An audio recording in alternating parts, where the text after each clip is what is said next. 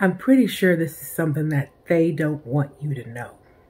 They don't want you to hear it, and they're glad that you're too busy or uninterested to research these things, especially if you're the one that's consuming these medications. And I understand why you're not interested if you're on the medication, because guess what? That medication could be why you're not interested in doing the research. All right. Now, that is my introduction to that. I would have never found out what these medications were doing if I wasn't given an additional medication. What was that? Let's see. December of 2021. And I believe it started taking effect January 2022, called Lexapro. Saved my butt. Because it's what Lexapro mainly does is it increases your serotonin. All right. And I want to tell you, why is this very important?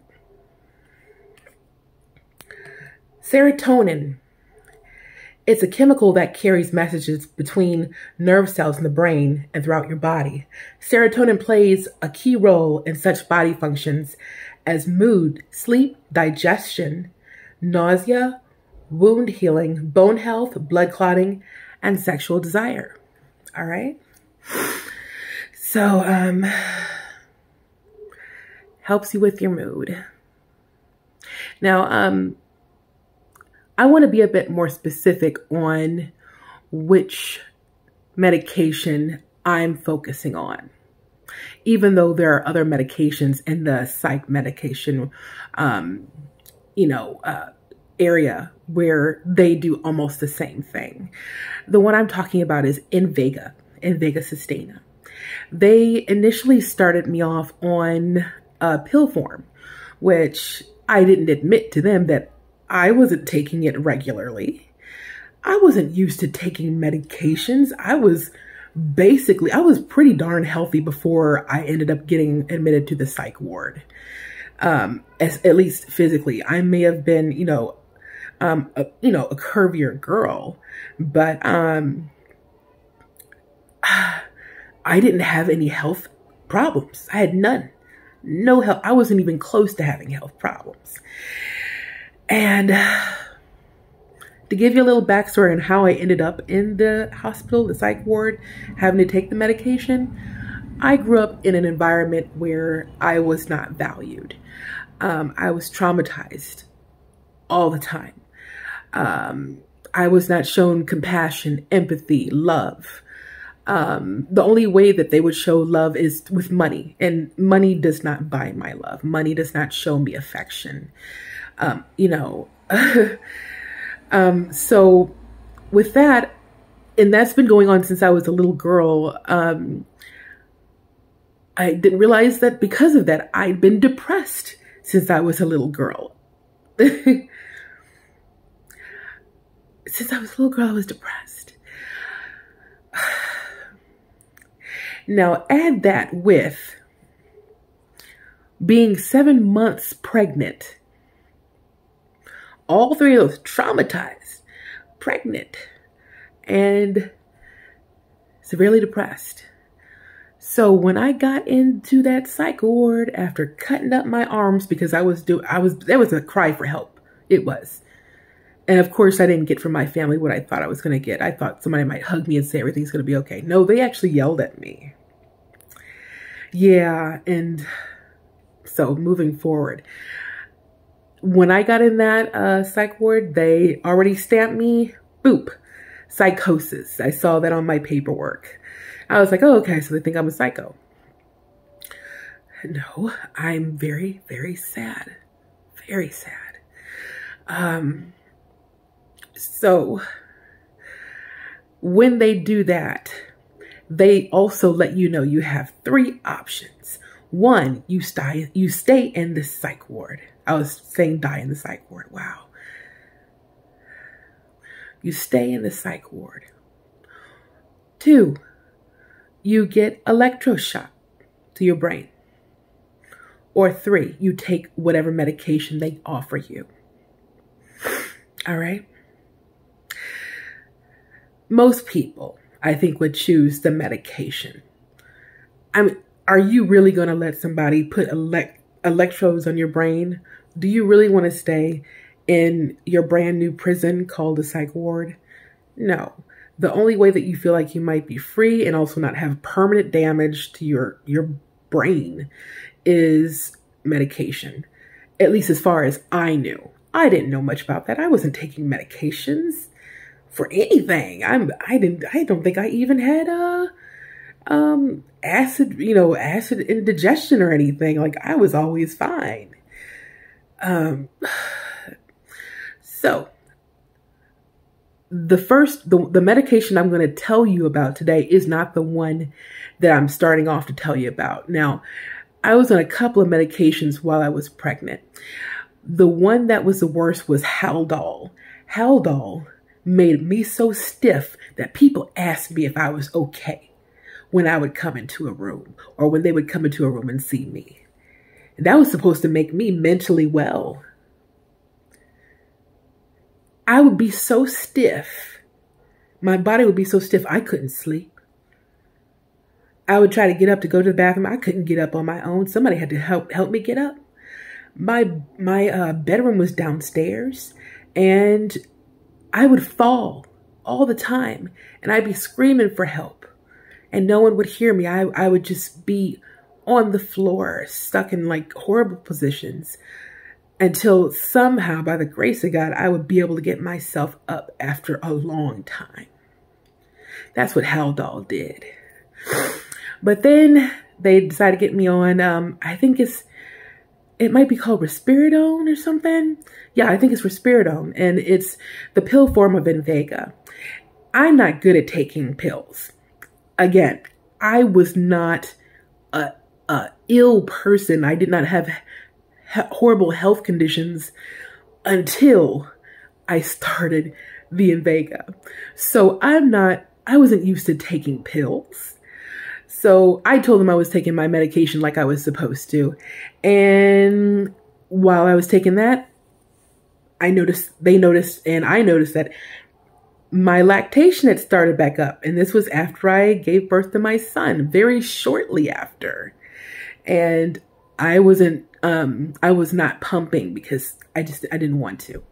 That's what happens when you're depressed. You don't want to do those things. And so they put me on the injection of Invega, which you get once a month. And I'm thinking, okay, great.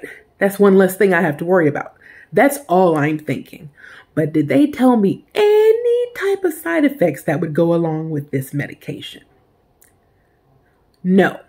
I would have remembered them saying, oh, you're going to gain a whole lot of weight even if you don't eat any extra food. Even if you don't eat, more than you normally eat, you're going to gain a lot of weight, and you're going to gain it really, really fast. And so you really need to go on a strict diet and start exercising a lot so that you don't gain the weight that is going to bring you. No one told me any of that. One day my boyfriend was around me. He said, he's from Africa. He was like, hey girl, you're getting weight. I'm like, I noticed something was kind of off because I was losing weight after I gave birth to my son. Losing weight. But that was also, I was still taking the pills.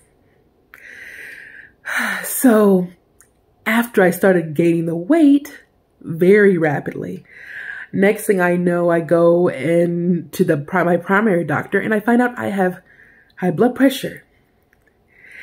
And I also find out that I gained more weight. And then shortly after, I believe that's when I found out I had sleep apnea. Yeah, sleep apnea.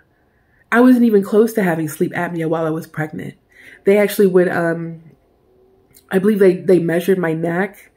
And even in the psych ward, they would measure your neck, wait, they did not measure my neck while I was, when I was trying to see how my baby was doing. They only would measure my neck in the psych ward. But I guess now I know why, because that's what those medications do. Because you gain all that weight, and therefore, you know, the weight will be around like your neck and everything. And so you're just not able to breathe the way you were before while you're sleeping, at least not in certain positions or not without a machine to help you breathe. And then came the diabetes. Oh joy. The diabetes came very, very fast after that. And I'm going to tell you, all of these health problems, I know they all happened within a year time span. And I'm going to be a bit more particular. Let's see. So why is all this happening? Because Invega, its job is to block your serotonin and block your dopamine. Serotonin plays a key role in such body functions as mood, sleep, digestion, nausea, wound healing, bone health, blood clotting, and sexual desire. Dopamine is responsible for allowing you to feel pleasure, satisfaction, motivation. Basically, it's what allows you to feel good when you've achieved something. So, when you have... if you have a lack of serotonin, that will affect your sleep. It'll affect your behavior, your appetite, your mood, your happiness, your learning and memory, your digestion, bone density, and sexual health. I said that stuff. And if you don't have enough dopamine, it can make you anxious or moody, depressed or hopeless, forgetful, indifferent about things you used to enjoy, unable to concentrate, unable to sleep, unmotivated, uninterested in sex, and withdrawn. Do you know that that's basically a picture of who I became after I had been on that medication for a while? You know, I'm still getting over, you know, not taking it, because I chose to stop taking it. And I'm hoping maybe I can start enjoying watching TV and movies again. Because it got to that point, actually, where I would just be sitting in a chair looking outside the window. And I would sit there for the whole day and just look outside the window. It was just a house there in front. That's all there was. There was nothing to really see. And you couldn't even see that well out there because, you know, there was these bushes and I don't know. It's not like a big, huge, beautiful scene. I had no motivation to do anything on Invega. So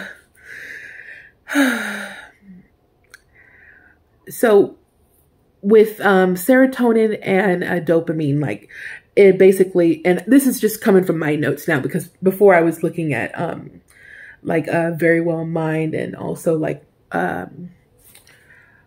let's see, the Medical News Today, things like that.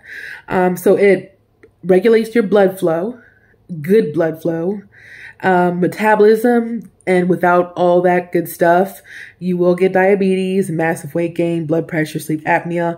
Without the blood flow going like it's supposed to go, you will get acne and eczema, which is the stuff that I got because my skin was actually really beautiful. I got compliments on it when I had first gotten in the psych ward. Someone was like, "Oh my God, you're so beautiful, such beautiful skin." But the past few years, my skin has been horrible because of the lack of blood flow. And yeah, your skin is just not as radiant or beautiful as it should be.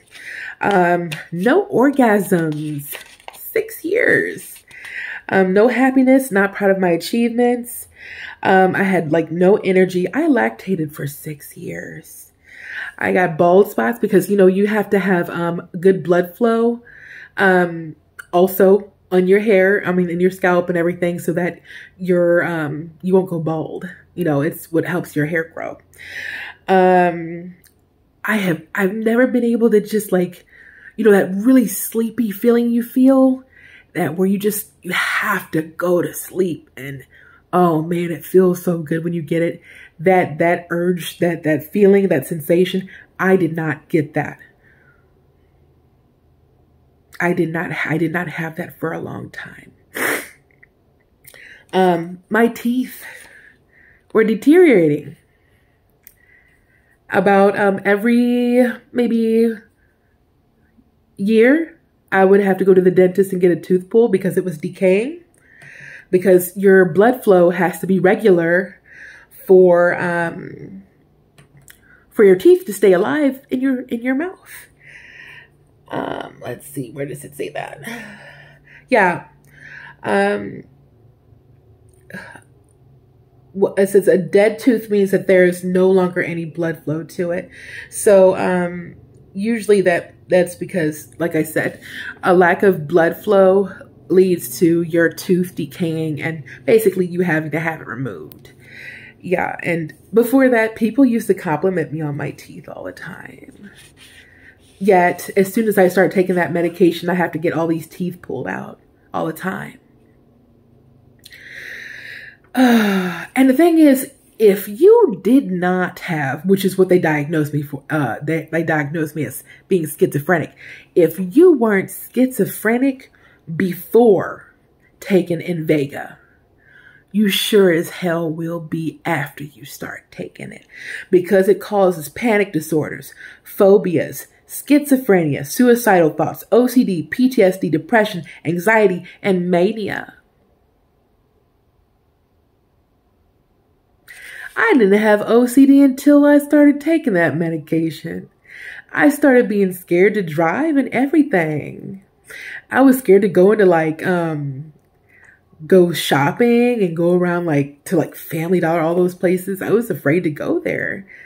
And guess what? Now I want to go to those places. That's weird how that works out. I mean, it also like, with those things being blocked, your serotonin and dopamine, it makes you less emotionally stable, less calm. Your appetite gets larger. And also, like I was telling you about not being able to sleep, that sleepy sensation where you just gotta go to sleep.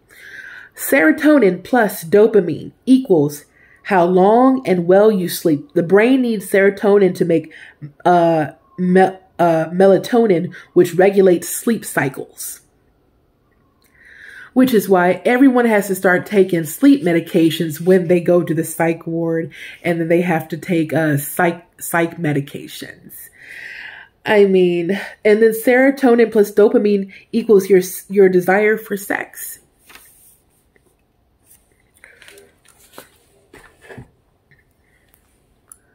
Why would they do that to me?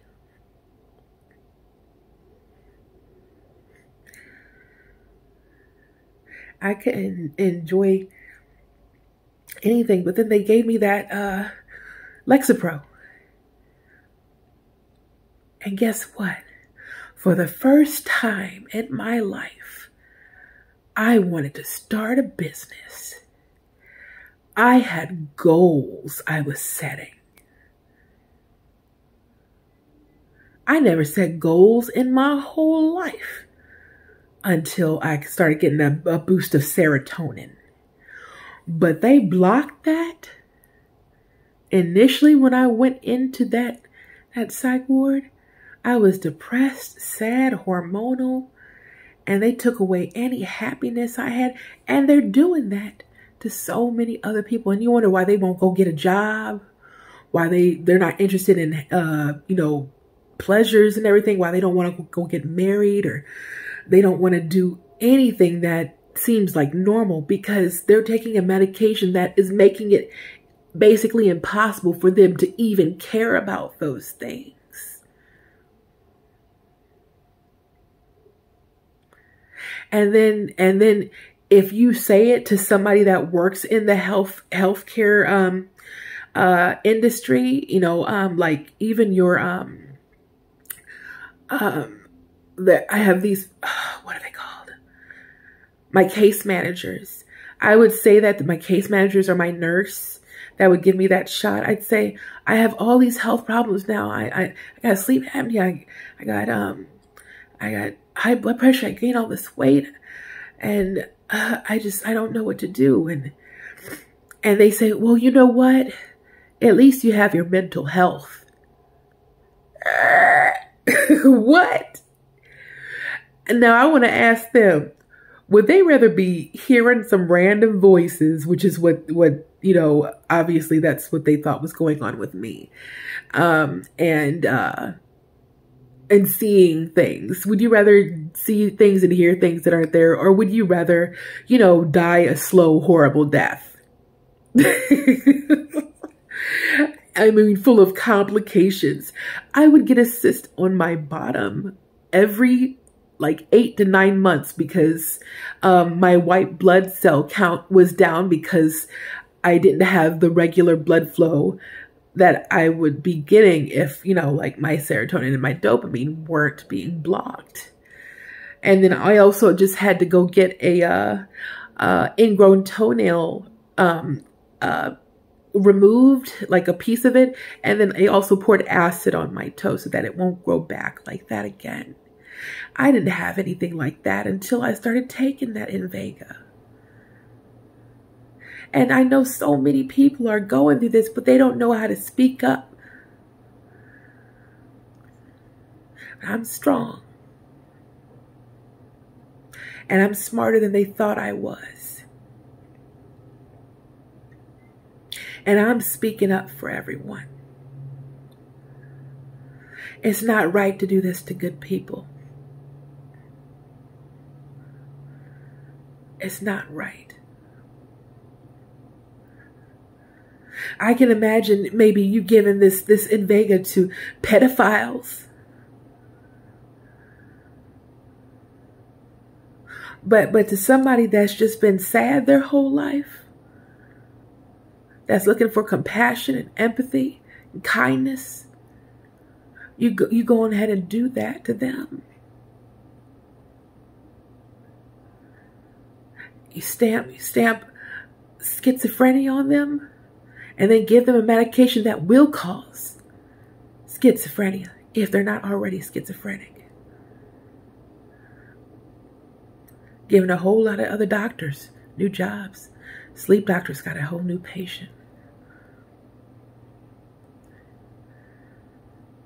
Primary doctor gets to see you a whole lot more because you got so many health problems. And that psych doctor has himself a patient for life.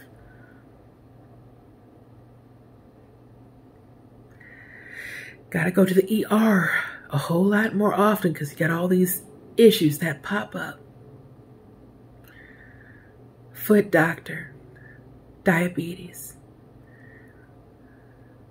Got to go see someone for nutrition. And there's so many more. I could talk about this for a long time. But how can people say that it's okay to do that to people? And I want you guys to do your research too. Don't just rely on what I had to say. Believe me, I did my research, and I have my laptop up here making sure I have it where I can access it easily while I was doing this video. I also had my notes I had been taken the past couple of months.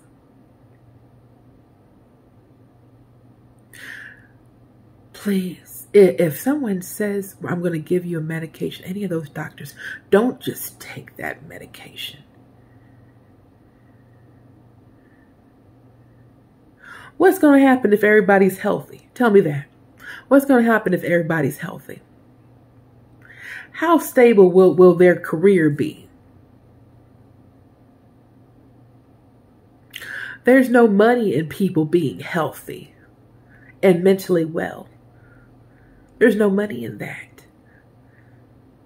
Sick people, that's what brings in money.